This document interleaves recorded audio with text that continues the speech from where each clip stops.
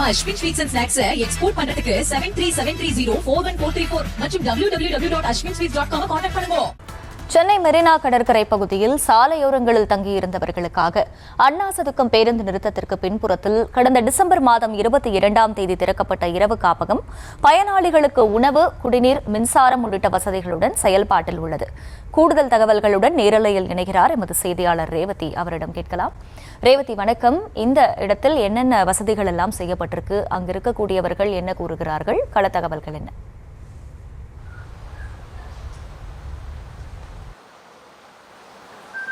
அகிலா, வணக்கம்.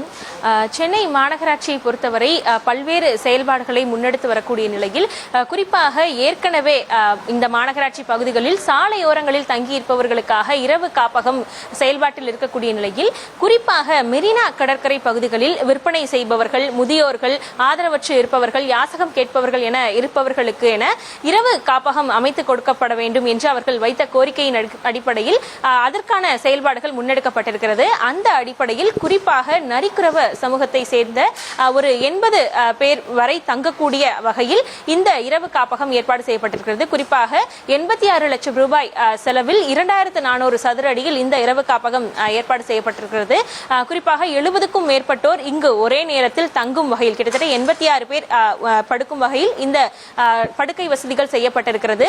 அவர்களுக்கு தலையணை, போர்வை, பாய் உள்ளிட்ட பொருட்கள் மட்டும் வழங்குவது இல்லாமல் மின்சார வசதிகளும் இங்கு சிறப்பாக செய்யப்பட்டிருக்கிறது.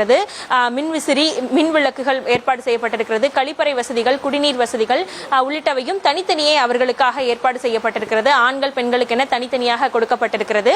அது மட்டுமின்றி தாய்மார்களுக்கு பாலூட்டும் அறை கொடுக்கப்பட்டிருக்கிறது.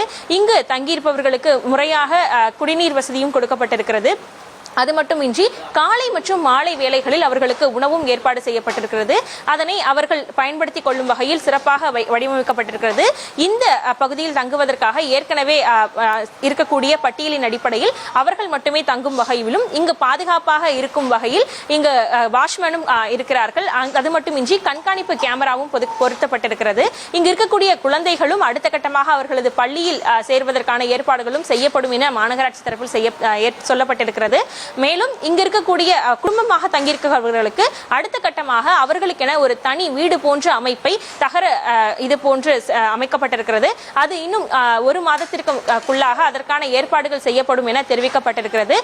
20-30 பேர் வரை குடும்பங்களாக தங்கக்கூடிய அளவிற்கு, அதாவது 20-30 குடும்பங்கள் தங்கக்கூடிய அளவிற்கு தனித்தனியே ஏற்பாடு செய்வதற்கான அடுத்த கட்ட பணிகளும் மாநகராட்சி தரப்பில் செய்யப்பட்டிருப்பதாக தெரிவிக்கப்பட்டிருக்கக்கூடிய நிலையில் இந்த பகுதி வெளியில் சாலைகளில் தங்கியிருந்தவர்களுக்கு மிகவும் பாதுகாப்பாக இருப்பதாக தெரிவித்திருக்கிறார்கள். குறிப்பாக இங்கு தங்கியிருக்கக்கூடிய ஒரு பெண்மணி இருக்கிறார், அவரிடம் கேட்கலாம். வணக்கம். இப்போ நீங்க இந்த இடத்துல எத்தனை நாளா தங்கிட்டு இருக்கீங்க? இதுக்கு முன்னாடி வெளியில தங்கியிருந்தது எவ்வளவு சிரமமா இருந்தது? இது பாதுகாப்பா இருக்கா? வெளியே இருந்தது கஷ்டம், உள்ளே இருக்கிறது கொஞ்சம் ஈஸியா இருக்குது. தூங்குறதுக்கு, தண்ணி குளிக்கிறதுக்கு, இது சாப்பிட்றதுக்கு எல்லாத்துக்கும் நல்லது. இது சேஃப்டிக்கா இருக்குது பெண்களுக்கெல்லாம். இப்போ வெளியில எந்த மாதிரியான பிரச்சனைகள் எல்லாம் நீங்க எதிர்கொண்டீங்க? இப்போ இங்க எந்த அளவுக்கு பாதுகாப்பா இருக்குன்னு உணர்றீங்க?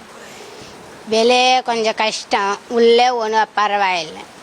சாப்பாடு கிடைக்குது, தண்ணி கிடைக்குது, குளிக்கிறதுக்கு இருக்குது, பாத்ரூம் இருக்குது, உக்காரத்துக்கு இடம் இருக்குது, தூங்குறதுக்கு இடம் இருக்குது, எல்லாருக்கும் இடம் இருக்குது. இப்போ வெளியில கழிப்பறை வசதிலாம் இல்லாம இருந்ததுல பெண்களுக்கு பாதுகாப்பு குறைவு இருக்கும், நிறைய பிரச்சனைகள் வந்திருக்கும். அதெல்லாம் இங்க பாதுகாப்பா இருக்கிறதா ஃபீல் பண்றீங்களா? எந்த அளவுக்கு பிரச்சனைகள் இருந்தது வெளியில? வெளியில பாதுகாப்பு இல்லை, உள்ளனா பாதுகாப்பா இருக்குது. வெளியே இது நம்ம நைட்டு இது ஸ்கூல போல அது மாதிரி பிரச்சனை எல்லாம் வருது.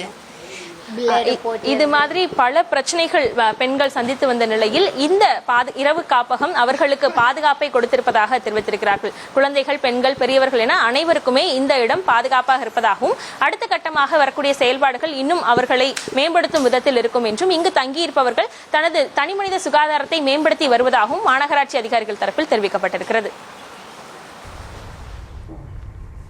கள தகவல்களுக்கு நன்றி ரேவதி. நம்ம Ashwin sweets and snacks export பண்றதுக்கு 7373041434 மற்றும் www.ashwinsweets.com கான்டாக்ட் பண்ணுங்க.